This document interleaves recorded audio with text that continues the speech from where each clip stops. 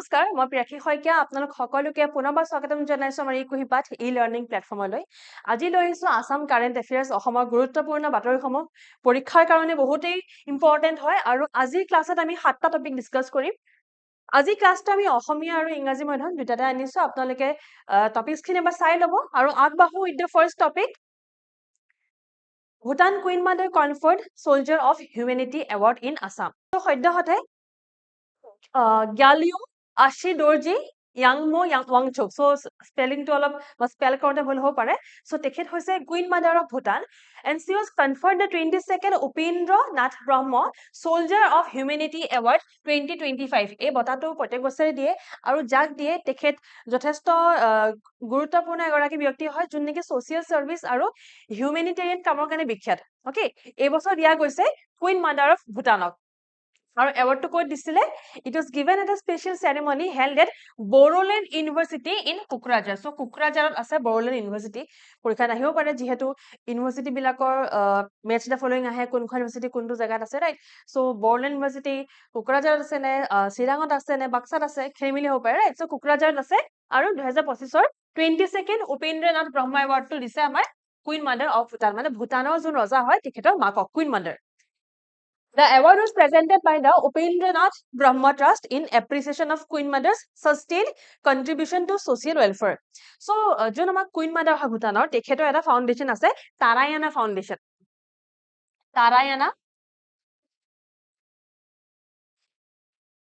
তাৰায়ানা নামৰ এটা ফাউণ্ডেশ্যন আছে আৰু তেখেতে ছ'চিয়েল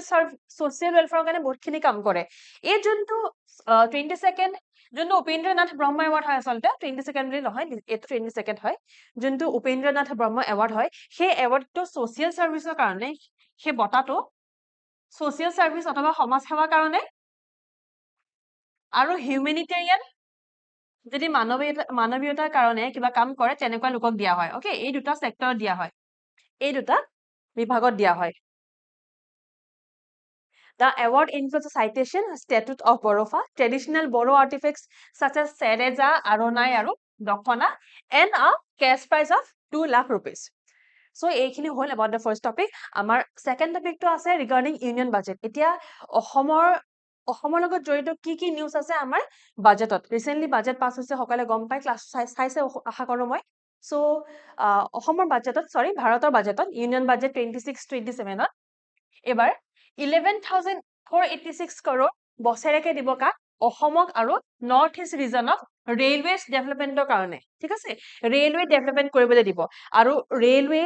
যদি ডেভেলপ হয় যেহেতু বহুতখিনি কাম চলি আছে অমৃত ভাৰতৰ লগত তো তেনেকুৱা যদি ৰেলৱে ডেভেলপ হৈ গৈ থাকে তেতিয়া আমাৰ অসমলৈ বা নৰ্থ ইষ্টলৈ যাতায়াতৰ ব্যৱস্থাটো ভাল হৈ যাব ৰাইট তাৰোপৰি এটা নতুন বুদ্ধিষ্ট সাৰ্কিট স্কিম তেওঁলোকে কৈছে প্ৰপ'জ কৰিছে covering Arunachal Pradesh Sikkim Assam Mizoram Tripura and Manipur aimed at strengthening heritage preservation and boosting religious tourism in northeast so northeastত ধৰ্মীয় tourism religious tourism আৰু heritage preservationৰ কাৰণে এই particular স্কিমটো প্ৰপ'জ কৰিছে তাৰোপৰি আমাৰ তেজপুৰত যোনটো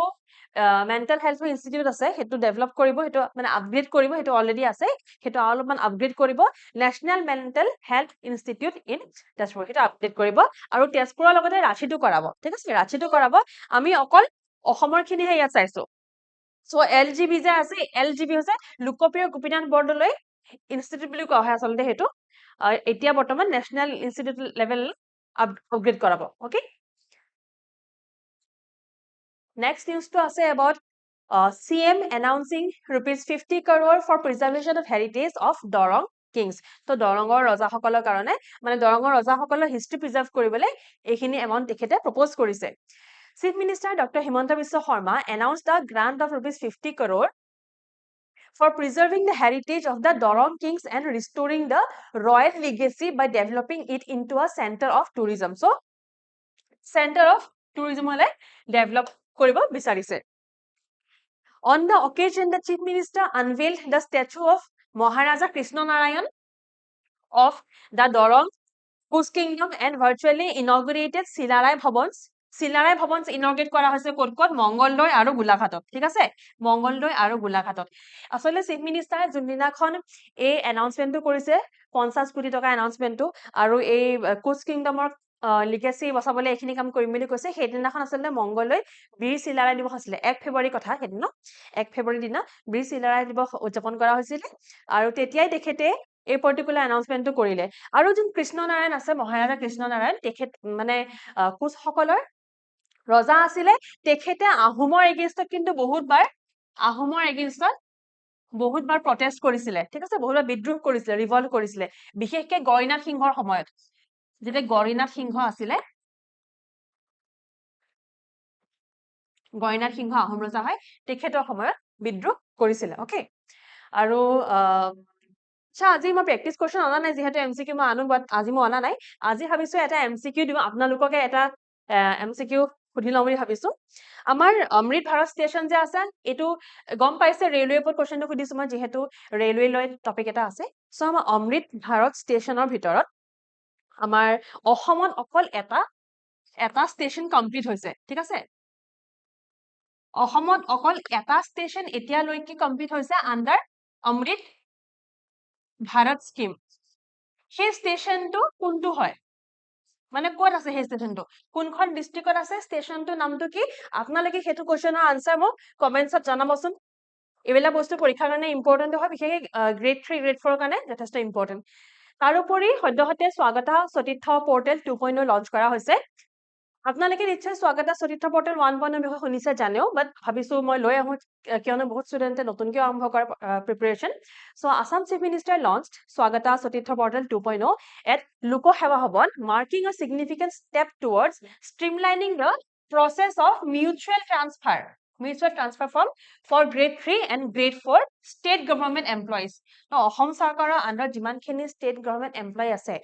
গ্ৰেড 3 আৰু গ্ৰেড 4 আছে ধৰক কাৰোবাৰ ঘৰ যোৰহাটত পোষ্টিং হৈ আছে গুৱাহাটীত কাৰোবাৰ ঘৰ গুৱাহাটীত পোষ্টিং হৈ আছে যোৰহাটত তেনেকুৱা ক্ষেত্ৰত মিউচুৱেল ট্ৰান্সফাৰ কৰিবলৈ তেওঁলোকে এই পৰ্টেলটো আনিছে okay Swagata Satirtha 2.0 is expected to further enhance transparency, accountability, and ease of governance. So, এই পৰ্টেলটোৰ দ্বাৰা আমাৰ কাৰ্যপন্থাত সচতা দায়বদ্ধতা আৰু প্ৰশাসনিক সুচলতা অধিক বৃদ্ধি কৰিব বুলি আশা কৰা হৈছে ৰাইট নেক্সট নিউজটো হৈছে এবাউট পদ্মশ্ৰী সো এইটো এটা বহুত গুৰুত্বপূৰ্ণ নিউজ হয় পৰীক্ষা দিয়াৰ পৰা অহাৰ চান্সেছ বহুত বেছি আছে সো সদ্যহতে ৰিপাব্লিক ডেত পদ্মশ্ৰী বঁটা কাক কাক দিয়া হ'ব সিলেক্ট কৰা হ'ল সেয়া সো অসমৰ পৰা 5 জনে পাইছে অসমৰ 5 Assam personalities featuring among 113 Padmashri awardees for 2026 গোটে ভাৰতৰ পৰা 113 জন সিলেক্ট কৰা হৈছে আৰু অসমৰ পৰা 5 জন সিলেক্ট কৰা হৈছে কি শাখাত দিয়া হয় পদ্মশ্ৰী কলা আৰ্টস কালচাৰ এগ্ৰিকালচাৰ আৰু পাব্লিক সাৰ্ভিস ঠিক আছে কলা শাখাত দিয়া হয় সংস্কৃতি কৃষি আৰু সমাজ সেৱা বা পাব্লিক সাৰ্ভিসৰ শাখাত দিয়া হয় প্ৰথম জনে পাইছে প্ৰথম মানে নহয় 5 জন আছে তাৰে প্ৰথমজন মই কৈছো হৰিচৰণ শইকীয়া তেখেতে পাইছে কলা শাখাত পাইছে সত্ৰীয়া নৃত্যৰ কাৰণে পাইছে recognized for his significant contributions to the classical dance form of Assam হয় নাই সত্ৰীয়া আমাৰ ক্লাসিক্যাল নৃত্য হয় অসমৰ দ্বিতীয়তে আছে নুৰুদ্দিন আহমেদ তেখেত ভাস্কৰ্য ক্ষেত্ৰত বহুত অৱদান আছে তেখেতৰ আৰু তেখেতক সাধাৰণতে স্কাল্পচাৰ বুলি কোৱা হয় মানে যোনে বিশিষ্ট ভাস্কৰ্য বনায় তেনেকুৱা আৰু স্কাল্পচাৰ নুৰুদ্দিন আহমেদ তেখেতেও পাইছে কলা শাখাতে theatre sculptor. A veteran theatre director and designer recognized for his contributions to Assamese mobile theatre and scenography. আমাৰ অসমৰ যোনখিনি ভ্ৰাম্যমান থিয়েটাৰ আছে অসমৰ ভ্ৰাম্যমান থিয়েটাৰত যদি কোনোবা চাইছে কোহিনুৰ থিয়েটাৰ বেলেগ থিয়েটাৰ বাহান থিয়েটাৰ আছে তেনেকুৱা থিয়েটাৰ বিলাকত বহুতখিনি ভাস্কৰ্য থাকে লাইক বাহ গছৰ মানে বহুতখিনি বস্তু প্ৰস্তুত কৰা হয় সেইখিনি ধৰক তেখেতে বহুতখিনি অৱদান আছে সেইখিনি ক্ষেত্ৰত নুৰুদ্দিন আহমেদ আৰু প্ৰথম হৈ গ'ল হৰিচৰণ শইকীয়া দুজনে কলা শাখাত পাইছে তৃতীয়তে আছে পক্ষীৰাজ লেখথেপী তেখেতৰ বিষয়ে আপোনালোকে হয়তো আগতেও শুনিছে তেখেতেও কলা শাখাতে পাইছে celebrated for preserving and promoting Karbi folk music and traditional songs Karbi folk music আৰু তেখেতসকলৰ গীতৰ ক্ষেত্ৰত তেখেতে বহুতখিনি কাম কৰিছে কলা শাখাতে তেখেতক এবাৰ পদ্মশ্ৰী দিয়া হ'ব fourth যোগেশ দাস এগ্ৰিকালচাৰ বিশেষকৈ সেৰিকালচাৰ এগ্ৰিকালচাৰটো হৈছে মেইন বিভাগ আৰু তাৰ ভিতৰত ধৰক এটা শাখা হয় চেৰিকালচাৰ হয়নে চ' তেখেতক অনাৰ কৰা হৈছে for his expertise in eri silk production and support for local farmers ত' লোকেল খেতিয়কসকলক এৰি চিল্ক প্ৰডিউচ কৰা খেতিয়কসকলক তেখেতে বহুত ছাপৰ্ট কৰে তেখেতে কিন্তু অকল এৰি চিল্কৰ কামেই নহয় মুগা চিল্কৰ কামো কৰায় কিন্তু এৰি চিল্কৰ ক্ষেত্ৰত তেখেত ধৰক পায়নিয়াৰ হয় তেখেত প্ৰথম সেইজন অসমীয়া মানুহ হয় যোনে নেকি এৰি চিল্কৰ কাৰণে ইমানখিনি কাম কৰিছে 5 নম্বৰত আছে কবীন্দ্ৰ পুৰকায়স্থ তেখেতক দিয়া গৈছে পাব্লিক এফেয়াৰ্ছৰ কাৰণে পষ্টহুমাছলি মানে তেখেত বৰ্তমান জীৱিত নহয় former union minister and veteran leader honored for his service in public service আগতে তেখেত ইউনিয়ন মিনিষ্টাৰ আছিলে এই পাঁচটা নাম আৰু কি কি শাখাত পাইছে তেওঁলোকে সেই শাখাখিনি অনুগ্ৰহ কৰি সকলোৱে যাতে মুখস্থ ৰাখে নেক্সট এটা ইম্পৰ্টেণ্ট নিউজ আছে Assam ranks 24th in export preparedness index চ' অসমৰ ৰেংক বহুত কমি গৈছে 36 states আৰু ইউনিয়ন টেৰিটৰীৰ ভিতৰত 24 ৰেংক পাইছে ইন দ্য নীতি আয়োগছ export preparedness index for 2024 okay 26 নহয় 24 হয় indicating a decline in national standing লগতে অসমৰ ৰেংক ইমানেই বেয়া যে অসমৰ ৰেংক বৰ্তমান নগালেণ্ড আৰু ত্ৰিপুৰাৰ তলত আছে মানে নগালেণ্ড আৰু ত্ৰিপুৰাৰ ৰেংক আমাতকে বেছি ভালহে হয় ৰাইট সো এই এসেসমেন্টত কি কি সেক্টৰ বা কি শাখাৰ গুৰুত্ব দিয়া হয় এক্সপোৰ্ট ইনফ্ৰাষ্ট্ৰাকচাৰ প্ৰথম দ্বিতীয়টো হৈছে বিজনেস ইকোসিস্টেম তৃতীয়টো হৈছে export performance and policy and governance right 4 নম্বৰটো পলিসি এণ্ড গভৰ্নেন্স এইকেইটা হৈছে মেইন 4টা শাখা এই 4টা শাখা বা এই 4টা সেক্টৰৰ ভিতৰত টোটাল 70টা প্যাৰামিটাৰ থাকে কিন্তু মেইন 4টা শাখা এইকেইটা হয় পৰীক্ষাৰ কাৰণে এইকেইটাই মনত ৰাখিলে ইনাফ সো 2024ত অসমৰ ৰেংক 24 নাও শেষৰ নিউজটো শেষৰ যোনটো টপিক আছে সেইটো আমাৰ অসমৰ প্ৰথম অসমীয়া হেমন্ত বিশ্ব শৰ্মা যোনে নেকি ৱৰ্ল্ড ইকনমিক ফৰামত গৈছে ডেভছত হৈছিলে সুইজাৰলেণ্ডৰ ডেভছত অনুষ্ঠিত বিশ্ব অৰ্থনৈতিক মঞ্চ 2026ত এক ঐতিহাসিক অভিষেক ঘটায় আৰু এই সন্মিলনত অংশগ্ৰহণ কৰা তেওঁ অসমৰ প্ৰথম গৰাকী মুখ্যমন্ত্ৰী হিচাপে পৰিগণিত হয় ৰাইট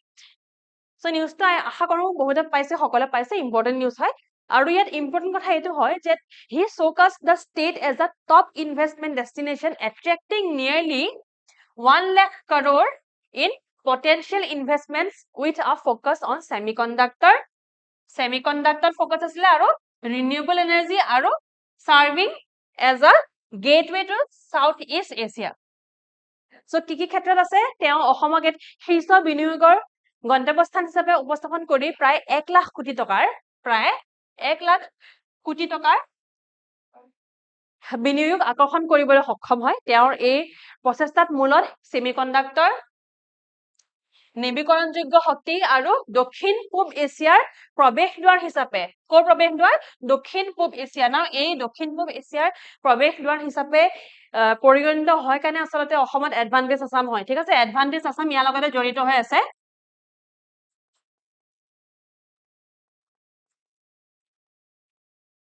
আৰু সিএমএ ডেভছত গৈ সুইজাৰলেণ্ডত গৈ আমাৰ কাৰণে যথেষ্টখিনি তেখেতে কাম কৰি আহিছে আশা কৰো এনেকেই আমাৰ অসমখন আগবাঢ়ি যাওক আৰু আজি ক্লাছটো ইয়াতে শেষ হৈছে আপোনালোকে যদি আমাৰ কোৰ্সখিনি বিষয়ে জানিব বিচাৰে মই কেইটামান কোৰ্সৰ বিষয়ে আপোনালোকক জনাই দিও আমাৰ আসাম পোৰ্শনটো লঞ্চ হৈছে অসমৰ লগত জড়িত যিমানখিনি ক্লাছ আছে সেই গোটেইখিনি ক্লাছ ইয়াত দিয়া হয় regarding Assam history geography current affairs সকলো ক্লাছ আৰু অলৰেডি ষ্টাৰ্ট হৈ গৈছে আপোনালোকে অনলাইন বা অফলাইন যি ধৰণে আপোনালোকে বিচাৰে ক্লাছটো ল'ব পাৰে আৰু আমাৰ ৱেবছাইট অথবা তলত দিয়া নাম্বাৰখিনি গৈ কন্টেক্ট কৰিব পাৰে তাৰোপৰি APSC CC 2025ৰ কাৰণে মক টেষ্ট আৰম্ভ হৈ গৈছে বেচ বাই বেচ যাব ফাৰ্স্ট বেচত 10খন পেপাৰ থাকিব 8খন GS1 আৰু 2খন CSET আৰু এই গোটেই এটা বেচত আমি 500 কে ৰাখিছো তাৰোপৰি ফাউণ্ডেশ্যন বেচ যোনটো প্ৰিলিমছ মেইনছ আৰু ইন্টাৰভিউ আৰু প্ৰিলিমছ 2026 এক্সটেনসিভ কোৰ্স এটো ক্ৰেশ কোৰ্সৰ নিচিনা হয় কিন্তু ক্ৰেশ কোৰ্সত যিমান থুলমুলকে পঢ়া হয় তেনেকে নহয় ধৰক অলপ বেছি বহলকে ডিসকাস কৰা হ'ব টপিকছখিনি হেকাৰণে এক্সটেনসিভ কোৰ্স ক্ৰেশ কোৰ্স নহয় এটো তো ফাউণ্ডেশ্যন কোৰ্স আৰু প্ৰিলিমছ এক্সটেনসিভ কোৰ্স দুইটা আৰম্ভ হৈ গৈছে ওকে আজি ক্লাছৰ পিডিএফটো আপোনালোকে মোৰ পাৰ্সোনাল টেলিগ্ৰাম চেনেল আৰু আমাৰ অফিচিয়েল টেলিগ্ৰাম চেনেল সেই দুইটাতে পাই যাব আৰু